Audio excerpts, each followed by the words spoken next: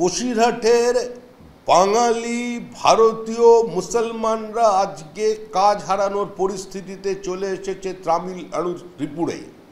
কারণ কি? কারণ তো তৃণমূল কংগ্রেস। বাংলাদেশ থেকে আপনি মুসলিম অনুপ্রবেশকারীকে নিয়ে এসে পশ্চিমবঙ্গে ফেক আধার কার্ড বানিয়ে দেবেন, রেশন কার্ড বানিয়ে দেবেন, আর তারা সেই কাজ নিয়ে বিভিন্ন জায়গায় গিয়ে কাজ করবে, আর রেডে ধরা পড়লে তাদের বাংলাদেশি বলে চিহ্নিত হয়ে যাবে। আর তাদের যদি ডিটেক্ট অ্যান্ড রিপোর্ট করবার ব্যবস্থা হয়, মুখ্যমন্ত্রী বলবেন বাঙালিদের ওপর আক্রমণ। বাঙালি তো চিরকাল প্রতারিত। বাঙালির সঙ্গে প্রতারণা করেছে কংগ্রেস।